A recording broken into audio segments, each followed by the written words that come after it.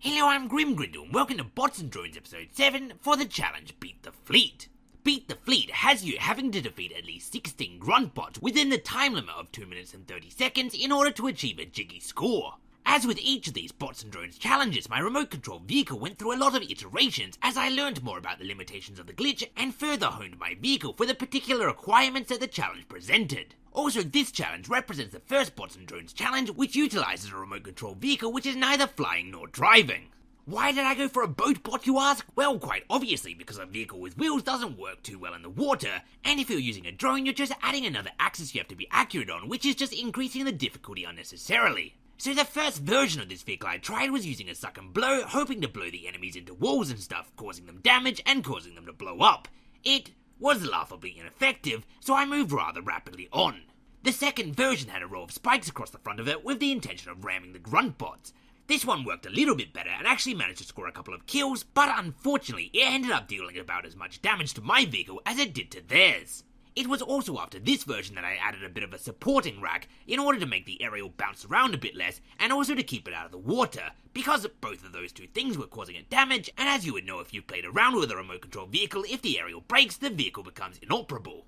Since ramming was very clearly a no-go, I started to move on to weapons that actually require ammo. Now, this is something I was trying to avoid because my experience with remote control vehicles is that pretty much anything that requires you clicking a button is extremely unreliable. For instance, I first tried to use an egg gun, but it wouldn't fire at all, and so I moved on to trying out a flamethrower, finally settling on a grenade gun. And so let's get on to that grenade gun attempt. Firstly, as you can see, this time, unlike most of my other attempts, I didn't pause to reassign the vehicle parts. This is because there's only 3 parts on the vehicle that actually require buttons, and so therefore the game is less likely to confuse them. Also, I'm quite sure I've addressed it before, but the reason I have a grenade gun firing upwards is because once the remote control vehicle is removed from the remote, so too are the weapons attached to it. This means that if you disconnect the remote controlled vehicle from the remote and you don't have a weapon on your actual remote that represents the one on the vehicle, once the remote controlled vehicle is disconnected, you'll lose the option to fire it in your button layout. Sometimes you'll still be able to fire the weapons on your remote control vehicle by clicking whatever button is blank, but other times you'll lose the ability entirely, and if you do have more than 3 parts on your vehicle that require buttons, often it will be remapped on the actual remote vehicle, and so therefore it might end up that the button to fire is also the button to disconnect the tow bars, which would mean that by shooting you're also disabling your own vehicle. So doing it this way while looking rather silly is just a neater and more stable way of doing it. As you've been seeing on the screen at the moment, there are a lot of advantages to using the grenade gun in this here challenge, not least of which being the fact that there are a lot of them, so you can have quite a few of them pointing forward and even some of them pointing sideways, not to mention they're also ranged and their projectiles explode causing a lot of damage. In fact, they actually do one-hit kills. Now, also as you've just seen on the screen right now, once you're done killing all of the grunt bots in the bay, it's best to pick up your remote and actually carry it to a better area.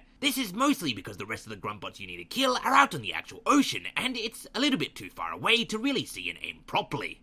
There is of course a little lip of land you have to cross with your vehicle, which is exactly why my boat is in fact a hovercraft. Now, you'll probably also notice I chose to put my remote up on this little bit of a hill.